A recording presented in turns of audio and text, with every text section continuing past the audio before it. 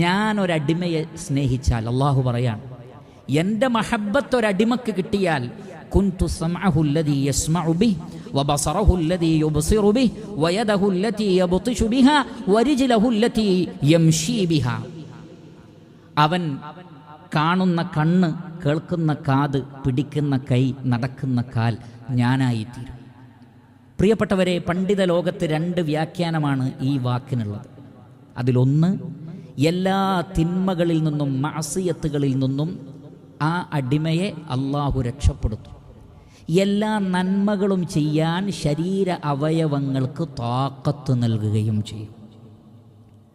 അള്ളാഹു സുബ്ഹാനഹു വ തആല താക്കത്ത് നൽകും. കണ്ണിന്, കാതിന്, ശരീര അവയവങ്ങൾക്ക് ഒരു പ്രത്യേക ശക്തി, ഒരു ഖുവ്വത്ത് അവർക്കുണ്ടാവും.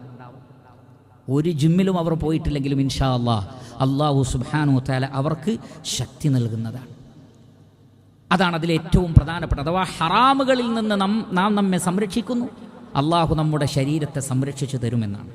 അബൂ തയ്യിബ് തബരി, അദ്ദേഹം 100 വയസ്സിന് ശേഷവും യുവാവിനെ പോലെയായിരുന്നു.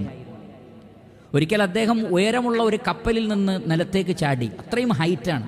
ഒരു യുവാവ് ചാടിയാൽ പോലും കാലൊടിഞ്ഞു പോകും. അദ്ദേഹത്തെ ആളുകൾ വഴക്ക് പറഞ്ഞു, ഇത്രയും ഹൈറ്റിൽ നിന്ന് ചാടുകയോ? അദ്ദേഹം പറഞ്ഞു, പേടിക്കണ്ട, ഹാദിഹി ജവാരിഹുനാ ഹഫിദ്നാഹാ അനിൽ മആസി ഫിസ്സിഗർ.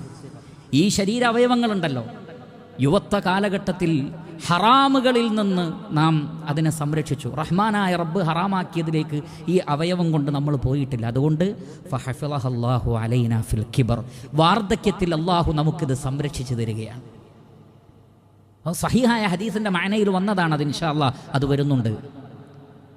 റഹ്മാനായ റബ്ബിൻ്റെ വിധിവിലക്കുകൾ പാലിക്കുന്ന ആളുകളെ അവരുടെ ശരീരത്തിന്, അവരുടെ ചിന്താശേഷിക്കൊക്കെ അള്ളാഹു പ്രത്യേകമായ സുൽത്താന് നൽകും, ഖുവ്വത്ത് നൽകും, ശക്തി നൽകും. അൽഹംദുലില്ലാഹ്. അതുകൊണ്ട് റഹ്മാനായ റബ്ബിലേക്ക് ഫർളായ കാര്യങ്ങളും സുന്നത്തായ കാര്യങ്ങളും ചെയ്തുകൊണ്ട് ധാരാളമായി അടുക്കാൻ നമ്മൾ ശ്രമിക്കണം പ്രിയപ്പെട്ട സഹോദരങ്ങളെ.